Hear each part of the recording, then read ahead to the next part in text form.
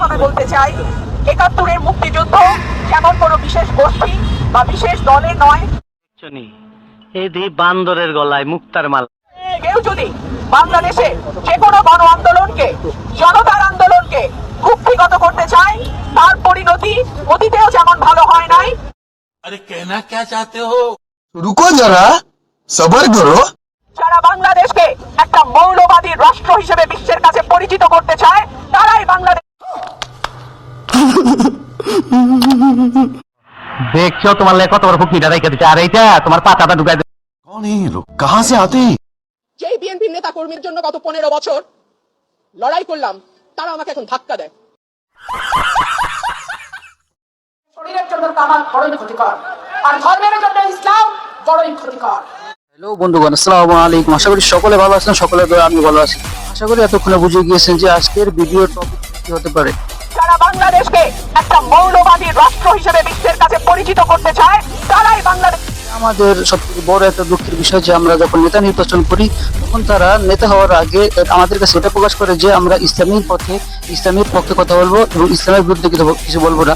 কিন্তু যখন এর কাঙ্ক্ষিত অবস্থানে পৌঁছে যায়, তখন আর তাদেরকে কিছু বলা যায় না। তখন ঠিকই তারা ধর্মের বিরুদ্ধে কথা বলে, তখন হাদিসের বিরুদ্ধে কথা বলে এবং কি আলেম ওলামাদেরকে ছোট করে কথা বলে।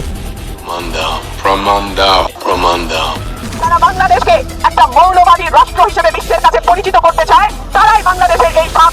কখনো কখনো ব্যক্তিগতভাবে এই নেতাকে দেখে আমি নিজেকে ভগবান মনে করতাম, কিন্তু যখন দেখতে পাচ্ছি সে আমার ইসলামকে সম্মান করে না, সে ওলামায়ে কিরামদেরকে সম্মান করে না, তখন আমার অন্তর থেকে তার ভালোবাসাটুকু উঠে গিয়েছে। আমার জ্ঞান মতে আমি তাকে যতটুকু সম্মান করি বা আমি তাকে যে নজরে দেখি, আমার এই জায়গা থেকে আমি তার কাছ থেকে এটা কখনোই আশা করিনি যে সে এভাবে ধর্মকে অবমাননা করবে এবং ওলামায়ে কিরামদেরকে অবমাননা করবে। এটা বড়ই দুঃখজনক আমাদের জন্য। আমি কখনো কখনো এটা ভাবতাম যে সে একটি সাধারণ মানুষের মতো না, তার চিন্তা ভাবনা অনেক উচ্চতরের, কিন্তু এখন দেখতেছি সে সাধারণ মানুষের চেয়ে নিম্ন স্তরের চিন্তাধারার অধিকারী। কেননা সাধারণ মানুষ যেটা করতে পারেনি বা করতে চায়নি, সে সেটার অতিক্রম করে গিয়েছে এবং সে নগণ্য কিছু মন্তব্য করেছে ইসলামকে নিয়ে, যা আমরা কখনো তার কাছ থেকে আশা করিনি। তোর মুখ আমি মুইটা দিমু। समझ रहे हो, समझ रहे हो, समझ रहे हो, समझ रहे हो? তো বন্ধুগণ, চলুন আপনাদের একটা সিনেমার বর্ণনা দিই। একটা সিনেমায় কখনো কখনো দেখা যায় একটা ছেলেকে একটা নারীর প্রতি উদ্বুদ্ধ করা হয় বা আকৃষ্ট করা হয়। আবার কখনো কখনো এমনও দেখা যায়, এমন এমন সিনেমা আছে যেগুলো মানুষের যৌন চাহিদা বাড়ায় বা মানুষের চিন্তা ভাবনাকে নষ্ট করে যায়, ধ্বংস করে দেয়। ठीक बोलेছো। নলেজ দেখছেন কি নলেজ। কখনো কখনো আমি এটা চিন্তা করতাম যে আমি হয়তো দুনিয়ার মধ্যে সব থেকে নগণ্য একটি ব্যক্তি, কিন্তু এখন তার কথা শুনে বা তার আলামত দেখে আমি এটা মনে করতেছি যে বিশেষ করে বাংলাদেশের নেতাদের মধ্যে আমার মতো চিন্তাধারার ব্যক্তি খুব কমই আছে। কেননা এদের চিন্তা ভাবনা একদম গোবরে ভরা, ঠিক আছে। তারা আমাকে ফজা পাগলা বলে কথা বলে। মৌলানা মৌলভী সাহেবদের ঘরে যে মায়েরা বোনেরা, তাদেরকে বলবো তোমরা এদের বাচ্চা পেটে নিও না। যদি আজকে যদি আমরা দেশবাসীর কাছে আমি বিচার চাই। এই কুত্তার বাচ্চা, তুই কি বললি? তুই কি বললি? যারা বাংলাদেশকে একটা মৌলবাদী রাষ্ট্র হিসেবে বিশ্বের কাছে পরিচিত করতে চায়, তারাই বাংলাদেশ। আমি কিন্তু তার ইতিহাস বলে যাইনি। এই নেত্রী যেই দলের জন্য গত 17 বছর লড়াই করেছে, সেই দল থেকে তাকে বহিষ্কার করা হয়েছে, তাকে ধাক্কা দিয়েছে, তাকে বের করে দিয়েছে ধাক্কা দিয়ে। আশা করি আপনারা সেটা দেখেছেন। যেই বিএনপির নেতা কর্মীর জন্য গত 15 বছর লড়াই করলাম, তারা আমাকে এখন ধাক্কা দেয়।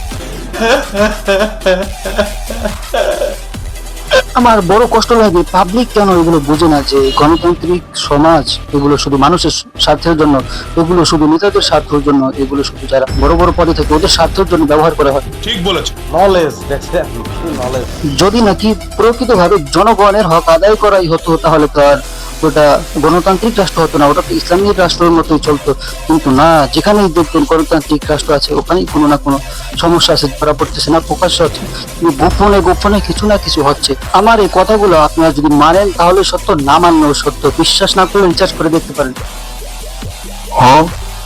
আল্লাহ মানুষ পাঠিয়েছেন, তার প্রতিনিধি দুনিয়াতে পাঠিয়েছে। মানুষ পাঠিয়েছে মানুষের জন্য কি ভালো হবে আর কি খারাপ হবে সেটাও আল্লাহ নির্দিষ্ট করে দিয়েছে। যেমন মানুষ কি খেলে সুস্থ থাকবে, কি খেলে অসুস্থ হয়ে যাবে সেগুলো আদেশ করেছে, এবং যেগুলো খেলে ক্ষতি হবে সেগুলো থেকে বিরত থাকার জন্য বলেছে। আমরা এটা ভালো করেই জানি, যেগুলো নিষেধ করেছে সেগুলোকে আমরা জানি হারাম, আর যেগুলোকে আদেশ করেছে খাওয়ার জন্য বলেছে সেগুলো হলো হালাল। যখন আমরা হালাল খাবার খাবো তখন আমাদের শরীর থাকবে সুস্থ, একদম পিওর ন্যাচারালি সুন্দর।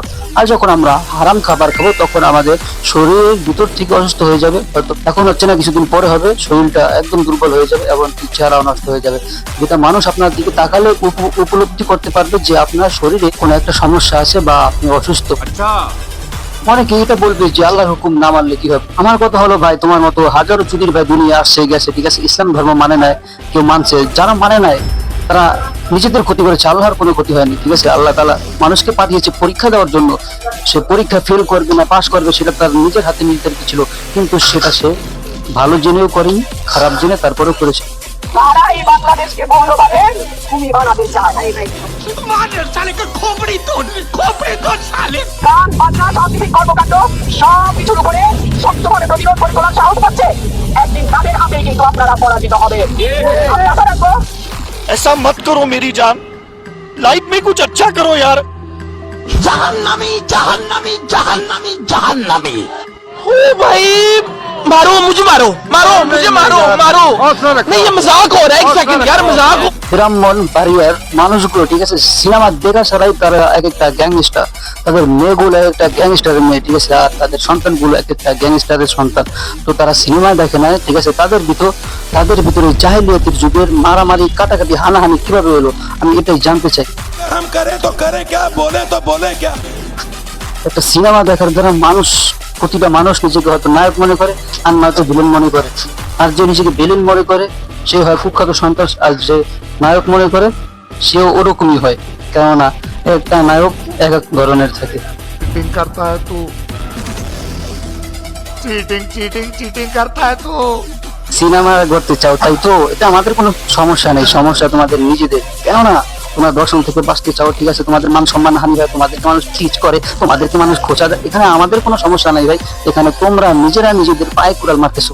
যদি কখনো বুঝতে না পারো একটু বালিশে মাথা লাগিয়ে নীরবে চিন্তা করো, আল্লাহ তাআলা কেন ইসলামকে পাঠিয়েছে, কেন বলা হয়েছে ইসলামকে মানো, ইসলাম শান্তির ধর্ম। একটা বিষয় মাথায় রেখো, তোমরাও ইসলাম মানো, আর যারা আরবে ছিল তারাও ইসলাম মেনেছে, তারা ওই যুগের সর্বনিকৃষ্ট মানুষ ছিল, কিন্তু যখন ইসলাম আসছে ইসলামকে মেনে তারা এমন ভাবে পরিবর্তন হয়েছে, ইসলাম তাদেরকে এমন বানিয়ে দিয়েছে যে ওই যুগের সব থেকে দামি লোক হিসেবে তারা পরিচিত হয়েছে, মানুষের কাছে আল্লাহর কাছে কবুল হয়ে গিয়েছে।